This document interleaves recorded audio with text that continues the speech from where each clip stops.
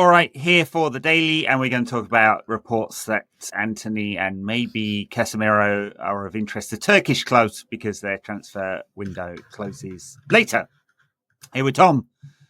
So we were just checking before we came on air when the Turkish transfer window closes. Here's it closes on the 13th of September, so 9 days' time or so. And then we couldn't work out whether the Saudi Arabian window is still open or not because most of the news outlets are reporting that it closed, and I recalled Duncan Castle saying it was October, and I looked on the FIFA transfer matching system and it says October too. So who knows? But anyway, we'll talk about Antony and Casemiro and whether it would be worth proper conflicting reports.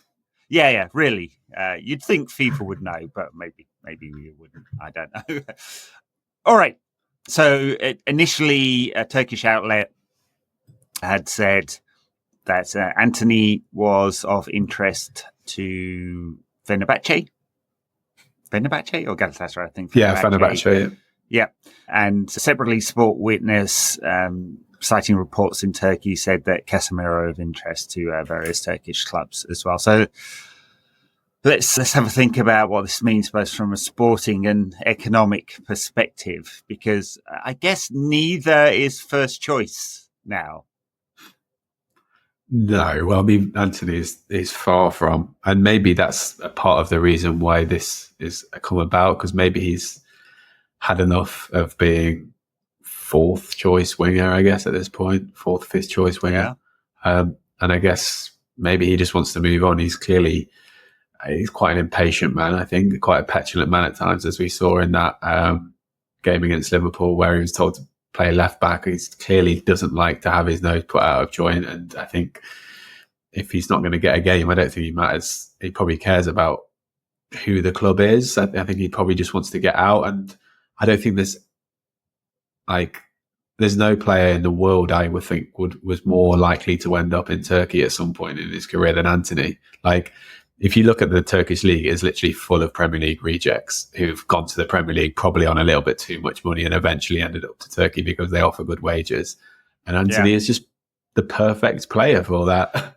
It feels like such a good fit. Yeah, I mean, I guess the feeling has been that Turkey is sort of a playground for aging players from Europe to go and see out the last few years, and it's less common for players in their prime or coming into their prime, like Antony in theory should be, to go to Turkey. Though, of course, Galatasaray have just signed Victor Osimhen.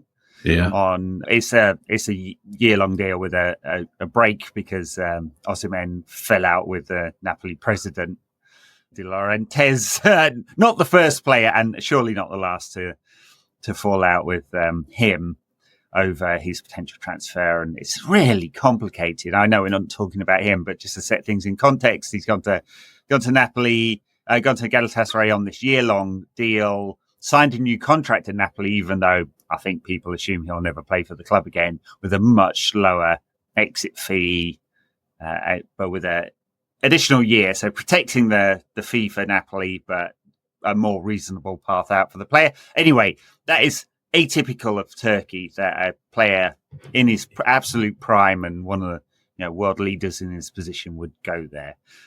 Antony would be different because he's a player not even in his prime yet. He's 22, 23, but has had two, let's be honest, totally disastrous years at United.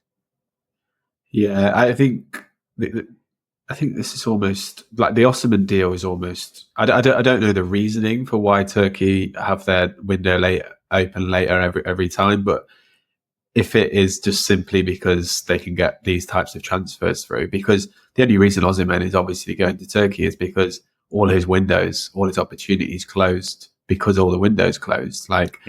The Chelsea deal looked like it potentially was going to happen at one point, and then they obviously couldn't agree terms. Therefore, there's nowhere else he can go. And obviously he was never going to play at Napoli. So he had to find somewhere. And this is the great thing for us as well, as we're trying to ship out to, like you say, non-first teamers now. I almost want to say two has-beens. I don't think Antony was ever a bean, to be fair. He was never. I mean, I remember when we were talking about this signing and we were wary, we were a little bit scared. and because of his numbers in the Dutch league, it felt like this guy's ceiling isn't that high. He didn't look as good as Ziyech when Ziyech was in Netherlands, and then obviously we saw what happened to Ziyech when he came to England, and it's just kind of happened. It's just kind of meandered the way that we probably thought it would be. Like we've seen, I think, bravery from him. I said this before, like he doesn't ever fear getting on the ball, which is, I think, a really good trait. Like if you're having a really bad game, like the last thing you want a player to do is go into hiding. He always tries to look for it. He believes in himself and he works really hard defensively, but that only gets you so far. It gets you maybe a contract at Crystal Palace, or maybe not. Well, not if he's not going to get any ahead of Eze, or he wouldn't have got any ahead of Elise. Like it might get you a contract at Ipswich Town or something, but it shouldn't get you a contract at United because his ability on the ball is just not good enough, and hasn't improved the whole time he's been at United. Not at all. Not at all. He's a wide player who doesn't take anyone on and has very little end product. That was half true in Holland, where he did take people on, but a very different sort of defensive and tactical setup there, and also like the quality of the defender. Over and over again. I mean, people talk about the Bundesliga tax, so it always used to be the Eredivisie tax. I know. Remember Afonso Alves, when Afonso Alves, it was resigned him for 18 million or something back in the day, and he could barely kick a ball. I was going to say barn door, but it'd be the whole barn that he missed, wouldn't it? and like there have been a few exceptions. I mean, Ruud van Nistelrooy obviously scored tons of goals, got a knee injury, then scored tons of goals again, and in both countries, he was just exceptional.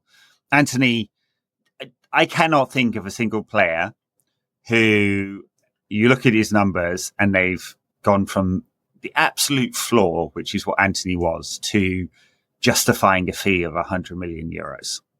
It's incomprehensible, and I don't think it's a deal that United would do now. Obviously, they're more data driven and a better committee around doing these kind of deals, and more focused on paying the premium only where absolutely necessary. So this was hopefully the last of the absolutely shocking deals United have done. But just to put some context on the numbers, so obviously I think it was 95 million euros, and Casemiro was 60 with potential add-ons up to 70. So there's a commitment of like around about 150 million euros, let's call it 130 million pounds, and about 500,000 pounds in wages per week between the two of them. I mean, absolutely extraordinary for the level of performance we've got. And, we got great 6 months out of Casemiro, and then basically nothing since, and just like an absolute embarrassment against Liverpool. And Antony, his best work has been the defensive work all the time from the beginning. And there's only so much you can praise that. Yeah, he presses. Yeah, he makes good interceptions. Yeah, he works really hard. Loads of commitment. No one's doubting that. It's just the quality. So anyway, so we've got this financial burden around our necks, which basically means it's almost impossible to transfer them out, because Casemiro has a book value of something like 30 million pounds, right? He's got a contract till 2026. Yeah, book value of around 30 million, just under, and wages of even more than that. So there's just a massive financial commitment to ship him out, and rightly he'll be asking for his wages to be covered. And if they're not covered with a new contract somewhere else, then United would have to pay part of it. And in the case of Galatasaray, they covered all of Osimhen's wages, 9 million net. What's that, 15, 16 million gross. Casemiro's on more than that. So even a loan to Turkey with no loan fee and just paying the wages seems improbable. So I don't know. That one seems very difficult to pull off just because of the numbers. 100%. Antony's slightly different. Yeah, and you think potentially Antony might be a good signing for them, like because of the quality level that they're going to be up against is going to be worse. Therefore, he might look like a better player. But I still just think he's not that good. Therefore, I can't imagine he's not going to go to Turkey and rip it up. Like Wilfred Zaha didn't go to Turkey and rip it up. Like it's a decent enough league. Therefore, it just feels like almost like a vanity signing for them. Like obviously Mourinho's at Fenerbahce. He was the ultimate vanity signing. After Fenerbahce had an incredible season last year, missed out on the title. 99 points and still missed out on the title. And still missed out on the title. Obviously, the coach left, and then Mourinho comes in and has the impossible task of trying to repeat that and go one better. And obviously, Fred scored a hat trick the other day, like loving life in Turkey. But I like I say, I really don't think Antony is good enough to even be at Fenerbahce. But I think the signing does make sense. Like Fenerbahce and Galatasaray love these vanity signings. The Turkish league in general does. He was always a player that like I say, was going to go there because he's not good enough for the Premier League, and he's probably not going to find many suitors across Europe because like you say, who's going to pay his wages? Who's going to pay the fee? Who actually wants him in their team? Not many teams. Yeah. I mean, it's funny. He had a much better reputation in Brazil than he did in England. He was still getting in the Brazil squad when he was at United as well. Not that often, but he did get. Antony was for the first sort of year at United. He didn't make the Copper squad, obviously. No. Neither did Casemiro. Has been sort of unceremoniously dumped. Yeah. Antony, I think, has an ego, but he's a young player, so he's still, and he's from the favelas, and I think he's still in the mindset of like working hard to make it. Casemiro, I mean, if you can take anything from what his wife posts on social media, it's like, show me your medals sort of thing. show his trophy cabinet. Amazing player, but football is the most brutal, most cynical of sports, and you're only really as good as your last game, and that was like one for the ages. That was. I genuinely felt sorry for him at the moment because there was a time when he made another bad pass after he'd already given 2 goals away. And the camera just panned to his face, and it was like the guy just couldn't do anything right. Like when you're in that moment, when everything's kind of going wrong for you, it's like what am I supposed to do now? Like there's nothing I can actually do. Millions of people around the world are watching me. 75,000 people in the stadium literally hate me right now, apart from 2,000 Liverpool fans. Like what can I actually do? And it's really sad to see. Like you say, he gave us a really good 6 months. There was talk about it being the new Cantona or all this kind of mad shit, if you think back to it.